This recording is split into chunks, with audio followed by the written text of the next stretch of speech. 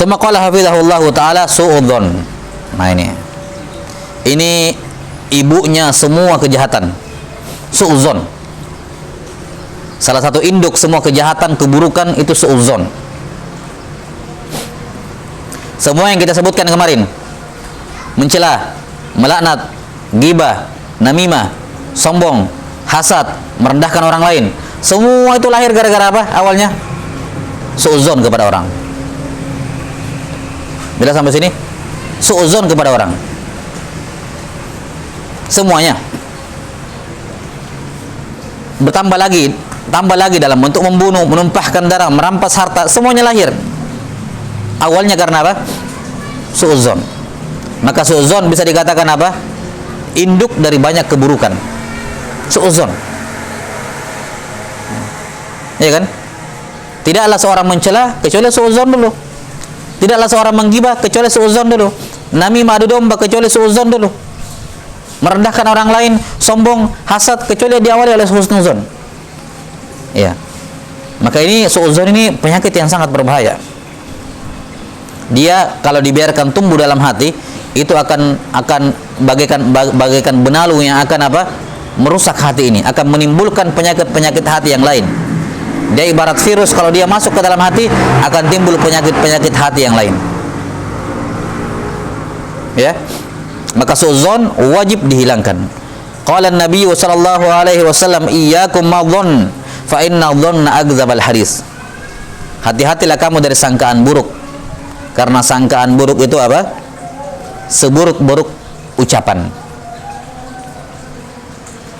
Allah Ta'ala berfirman apa? Fa inna ba'dadh dhanni ism. Sebahagian kesangkaan itu adalah dosa.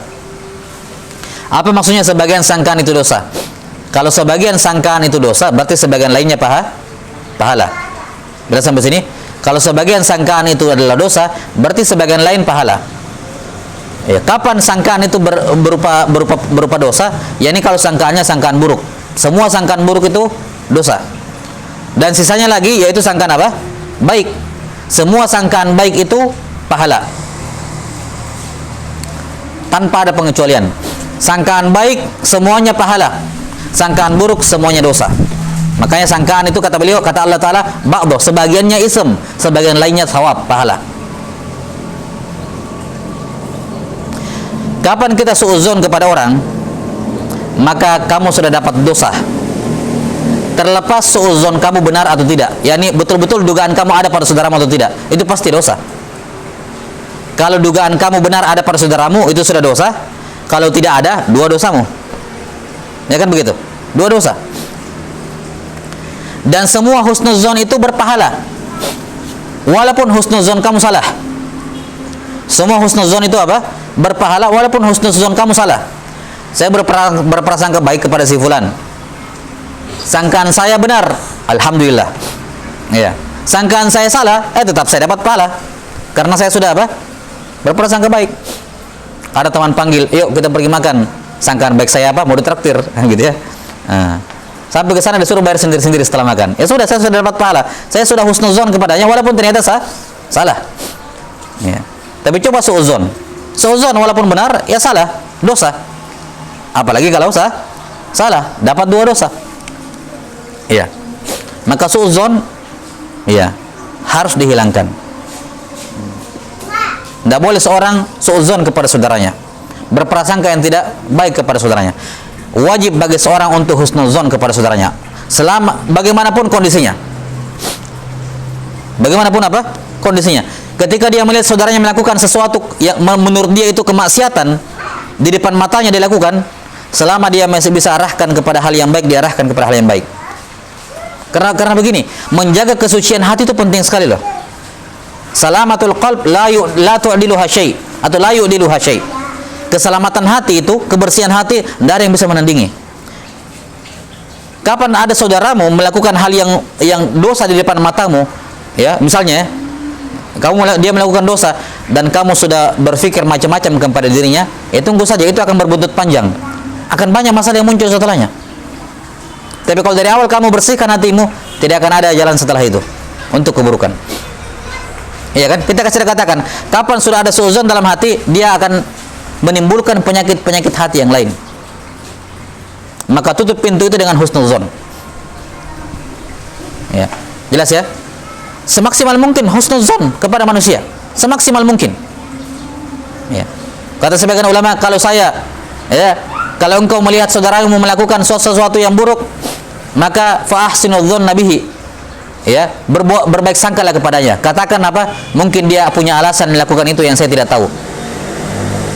Ya, jelas sampai sini.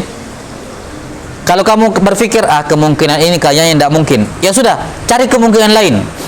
Pokoknya carikan uzur untuk saudaramu. Ya, dia melakukan ini, apa ya kira-kira uzur untuk dia? Oh, dia mungkin lakukan ini karena begini. Oke, itu uzur untuk dia. Tapi kayak dugaan itu tidak benar karena ternyata dia begini. Oke, cari kemungkinan yang lain. Ya, cari kemungkinan lain sampai dapat, sampai kamu bisa mengambil mencarikan alasan untuk saudaramu bahwa apa? Seperti itu. Kata para ulama, kalau kamu tidak mendapatkan uzur untuk saudaramu, kamu katakan mungkin dia punya alasan lain yang saya tidak tahu. Lihat ya. Lihat terapi ini dari para ulama. Kalau kamu melihat saudaramu melakukan hal yang buruk dan kamu sudah cari-cari berbagai alasan untuk memberikan uzur kepadanya supaya kamu tidak suudzon. Perhatikan, ini bukan membela ke dosanya, bukan. Paham sampai sini? Dia melakukan dosa itu salah. Kita husnuzon itu bukan dalam rangka memaklumi dosanya, bukan. Paham sampai sini ya? Bukan memaklumi dosanya, bukan melegalkan dosanya, bukan apa-apa, bukan. Tapi ini husnuzon untuk kebaikan diri kita sendiri, supaya saya tidak macam-macam dengan dirinya. Jadi maslahat husnuzon bukan kembali kepada dianya, kembali kepada kitanya. Dia berlakukan dosa, ya dia berdosa, itu tidak perlu diragukan.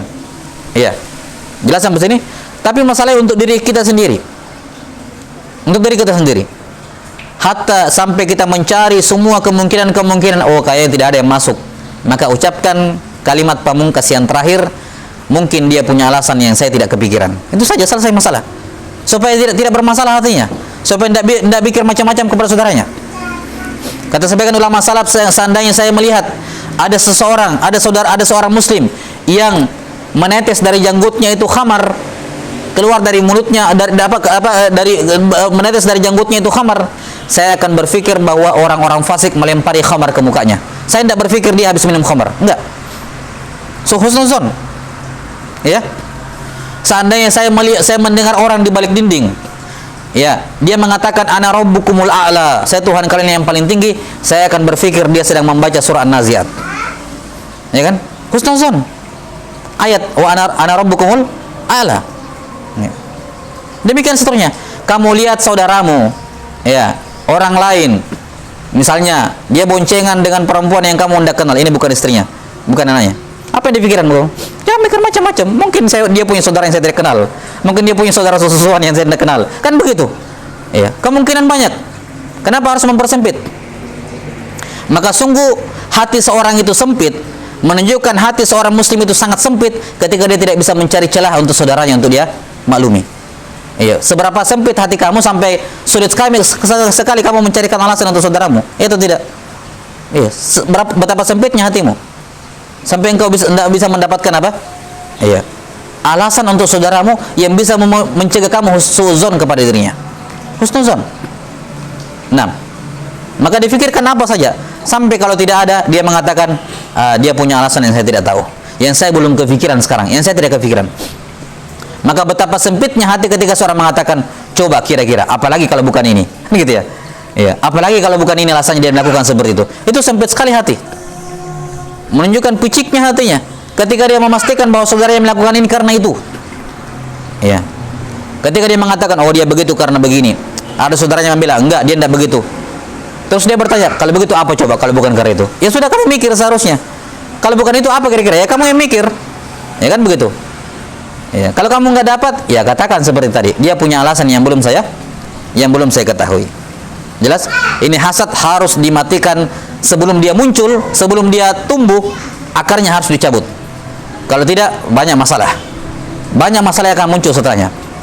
Karena begini, kalau kita melihat saudara kita melakukan hal yang buruk, terus suudzon, itu sudah dosa. Langkah berikutnya apa? Ada orang yang bisa tahan lama-lama suudzonnya, jaga-jaga terus. Ya. Langkah berikutnya apa? Dia akan mencoba untuk menguatkan suudzonnya. Dengan cara apa?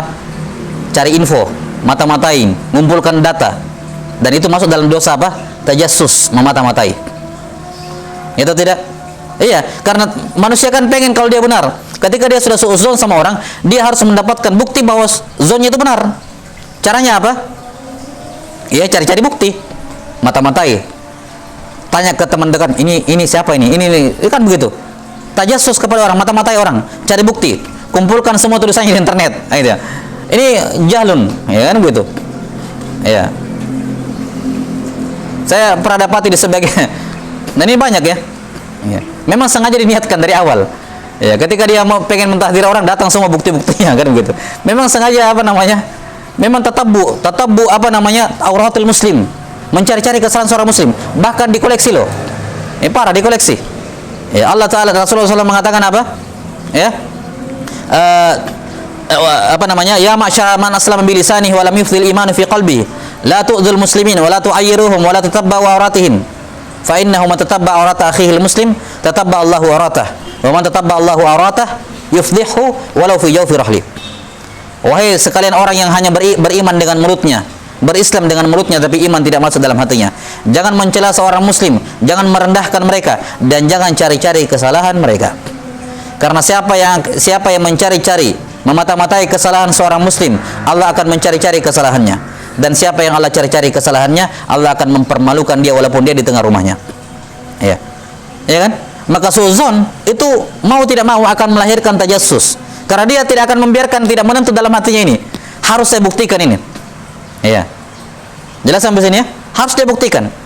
Cari bukti, tanya orang tetangganya, tanya begini, pokoknya cari bukti.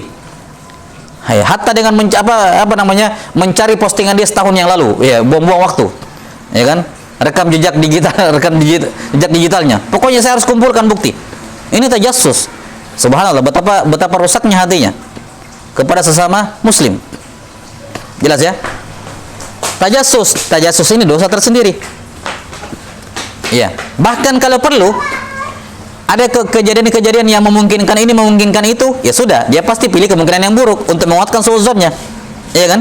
Dia pasti pilih kemungkinan yang buruk. Ada perbuatan saudaranya, ihtimal baik, ihtimal buruk. Dia pasti mengambil ihtimal yang buruk untuk menguatkan apa? Suudzon dari awal. Bahkan kalau lebih parah dibandingkan itu, dia bisa membuat bukti palsu, gitu ya. Ya, bisa membuat apa namanya kedustaan, bohong kepada bohong. Ya atau tidak? Dia bisa membuat kebohongan supaya suudzonnya terbukti. Jelas sampai sini? Taib. Sekarang kalau orang sudah rusak hatinya, sudah suudzon, dia perhatikan. Kalau dia sudah suudzon, dia tidak akan senang kalau cuma dia yang suudzon. Langkah berikutnya apa? Ghibah. Ya kan? Ghibah. Supaya orang juga suudzon sama seperti dirinya. Dia ingin merusak orang lain sebagaimana dirinya rusak. Pindah ke ghibah. Tidak cukup sampai ghibah. Ya, dalam bentuk apa? Namimah. Merusak hubungan orang itu dengan orang lain. Ya. Dan setelah semua itu tidak terbukti, setelah semua itu gagal, apa yang terjadi akhirnya? Sakit hati karena suudzonnya tidak benar. Sakit hati. Lihat ya, maka lihat dari dosa kecil suudzon seperti ini, itu banyak sekali musibah yang akan muncul setelahnya. Maka hati-hati. Kapan melihat dari saudaranya sesuatu yang tidak baik, hati-hati muncul suudzon. Itu akan muncul dosa-dosa berikutnya, pasti. Dijamin akan muncul dosa-dosa berikutnya. Maka sedini mungkin ketika akarnya baru belum kuat, dicabut itu akarnya suudzon. Jangan biarkan hatimu jatuh dalam kubangan lumpur seperti tadi itu. Karena kapan sudah terjatuh sulit untuk diangkat. Sulit sekali. Ya. Maka sebelum muncul penyakit apa-apa, hilangkan suudzon. Itu hal yang sangat penting sekali. Jelas sampai sini? Maka ini al-hasad, ya, apa suudzon atau suudzon ini, ya, kita katakan tadi dia salah satu induknya semua keburukan. Induk semua apa? Semua keburukan. 6. Wallahul musta'an. Semoga Allah Subhanahu wa taala melindungi kita seluruhnya dan membersihkan hati kita dari penyakit suudzon wal hasad. 6. Allahumma amin. Taib, naktabi hadzal qadar wal ilmu indallah. Insyaallah taala sebagaimana yang saya sudah janjikan tadi pertemuan kemarin, ini tinggal sedikit.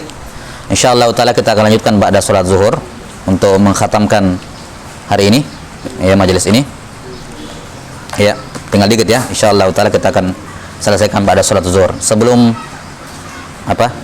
Makan siang ya. Nah. Naktafi subhanakallah wa bihamdik asyhadu an la ilaha illa anta astaghfiruka wa atubu ilaik. Walhamdulillahirabbil alamin. Assalamualaikum warahmatullahi wabarakatuh.